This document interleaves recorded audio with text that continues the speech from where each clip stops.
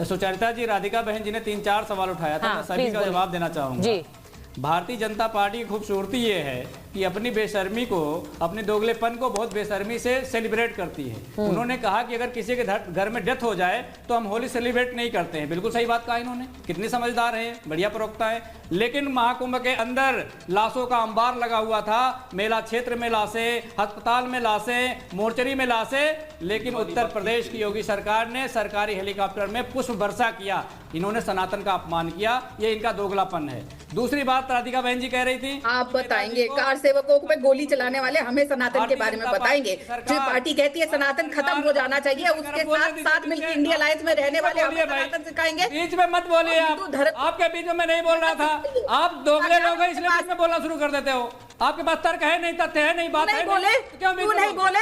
आपको देश और उत्तर प्रदेश की जनता सुनना चाहती है। आए थे ना दिल्ली, जीरो अंडा लेकर गए। आपके सवाल का जवाब दे रहा हूँ ना, सुनना नहीं चाह रहा है ना जनता, ना लोग। जवाब ले लीजिए। हम तो अगर हिम्मत नहीं सवाल मत पूछा करिए, दोगलापन करना है तो बात मत करिए। क्या बोलती है? हिम्मत नहीं है। इन्होंने कहा नेताजी ने वाला दुस्साहस करने वाले, बिना रीढ़ की हड्डी वाले लोग सनातन को नष्ट करने के समय पे चुप्पी साध जाते हैं। देश का सर्वोच्च नागरिक सम्मान दिया हो, उसको आप कहते गोली चलवाया, ये भी आपका दोगलापन है। इसको समझिए आप, ये भी आपका दोगलापन है। और उस समय जो प्रमुख सचिव थे, राम मंदिर ट्रस्ट के अध्यक्ष बनाए गए, ये भी आपका दोगलापन है। आप समाज को अपने दोगलेपन से मत परेशान करिए, उनको मत डाइवर्ट करिए। देश असल मुद्दे पर रहना चाहता है। तीसरी बात, योगी जी जो भगवा पहनने की बात कर रहे हैं, सबसे पहले योगी जी प्रधानमंत्री मोदी को भगवा पहना दें, उनको जाके बता दीजिएगा। राधिका जी फोन कर दीजिएगा आज योगी जी को कि सबसे पहले मोदी जी को भगवा पहनाइए। ये गैर संवैधानिक लोग हैं, संविधान में लिखा है। एक मिनट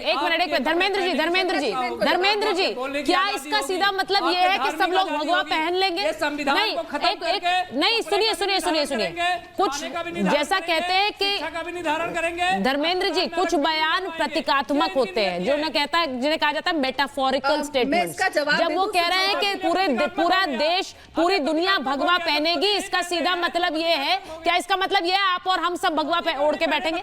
इसका मतलब ये है कि भगवा की पहचान उस तरह से होगी। मैं एक बार सुनिए, तभी मैं कह रही हूं कि होली के त्योहार के समय इस तरह की नफरत कहां से आती है? मैं नहीं चाहती इस देश में कोई भी त्योहार हो उस समय इस तरह की नफरती बयानबाजी हो।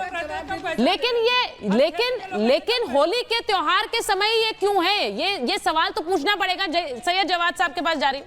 जवाद साहब बताइए जरा, ये होली के त्योहार के समय ही इस तरह की बयानबाजी, इस तरह की नफरत क्यों आ जाती है? जी बहुत बहुत धन्यवाद आपको, आपके सभी दर्शकों को मेरा जय हिंद, जय संविधान। देखिए, मुझे लगता है कि उत्तर प्रदेश सरकार अपनी नाकामयाबियों को छिपा रही है। वो तिरपाल या जिस तरीके से मस्जिदों को कवर कर रही है, वो अपनी नाकामयाबियों को भी कवर कर रही है, छुपाने की कोशिश कर रही है। जिस तरीके से उत्तर प्रदेश के अंदर महिलाओं के ऊपर अपराध हैं, उसको भी वो छुपाने की कोशिश करती है। अब धर्म का चोला ओढ़ करके, धर्म की आड़ ले करके अपना राजनीतिकरण करना, वो तो भारतीय जनता पार्टी को खूब आता है। और उसके ऊपर से पीछे से उनको कवर फायर देने के लिए पूरा एक मीडिया तंत्र जो है वो लगा रहता है, उसमें हमें कोई गुरेज नहीं।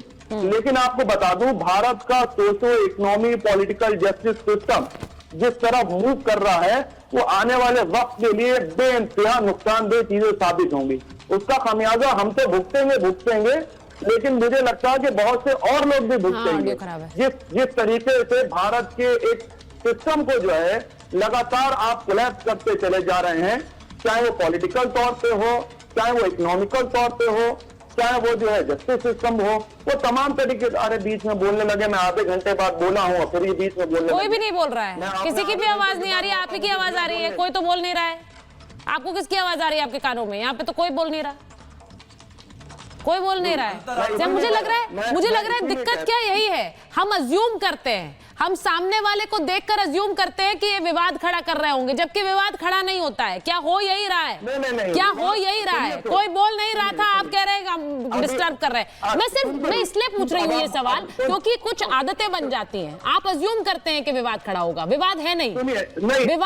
और जो तिरपाल की बात आपने कही है, मैं उस पर पूछ लेती हूँ। आप कह रहे हैं नाकामी छुपा रहे वाली बात है। संजीव जी जरा बताइए, जो जवाद साहब कह रहे हैं कि सरकार नाकामी छुपा रही है, ये तिरपाल ढकने की बात ये आज पहली बार नहीं हो रही है, मतलब, और मुझे ऐसा लगता है ढकनी चाहिए नहीं, ये मेरा पर्सनल मत है, क्योंकि मुझे लगता है इस देश में त्योहार वही है जो इस तरह से मनाए जाए कि आपकी होली भी हो रही है, वो अगर मुस्लिम मोहल्ले से निकली है तो क्यों ढका जा रहा है, और उसी तरह से जब ईद का भी त्योहार आएगा तो कोई घर थोड़ी ढक लेगा कि भाई ये ईद मनाएंगे अकेले मनाएंगे।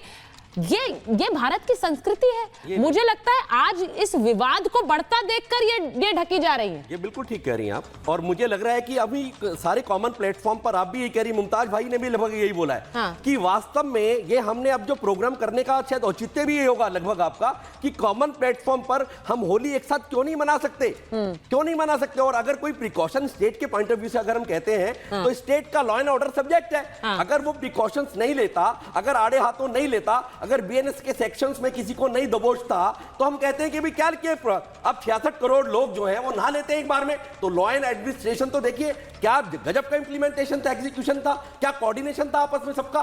तो जब इस तरह के व्यवहार कर सकता है कोई स्टेट, तो होली भी ठीक से सेलिब्रेट हो, उसके लिए कुछ प्रिकॉशंस ले रहा है। और प्रिकॉशंस कोई एक आदमी नहीं लेता, एक पूरी टीम लेती है। जब वो देखते हैं कि माहौल कुछ गड़बड़ होने वाला है तो दोनों तरफ के लोगों के साथ बैठ के प्रिकॉशंस लेते हैं और एक निर्णय पर आते हैं, उसको एग्जीक्यूट करते हैं। मैं इनसे पूछ लेती हूँ, मुमताज जी बताइए, अगर वो तिरपाल लगे हुए हैं, आपको लग रहा है कि ये जबरदस्ती का एक्शन है, ये नहीं होना चाहिए? नहीं, मैं इसको नहीं मानता। हाँ।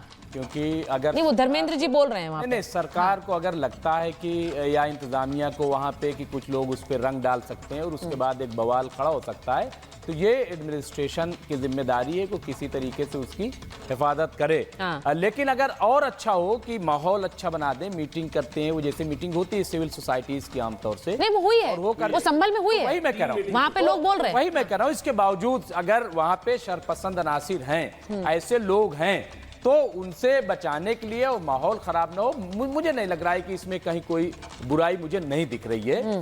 बस ये अमन किसी तरीके से कायम रहे, सुचारिता किसी तरीके से वहाँ बवाल न खड़ा हो। मैं जिस जगह की बात हाँ, कर रहे हैं मुमताज भाई, 56 वर्ष के बाद वहाँ शिवालय पर जल चढ़ा है।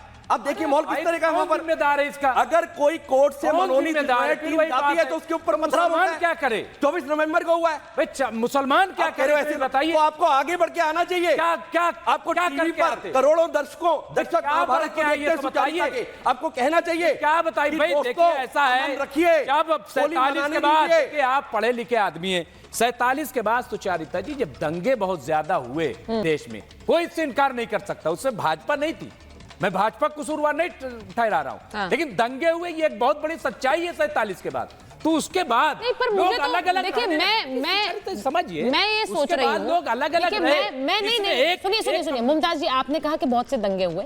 आज के समय में जब इस तरह के बयान आते हैं तो एक आम आदमी के मन में डर पैदा होता है कि भाई कहीं कोई विवाद ना हो त्योहार के समय। कोई नहीं चाहता है, कोई नहीं चाहता है, बयान दोनों तरफ से आ रहे हैं।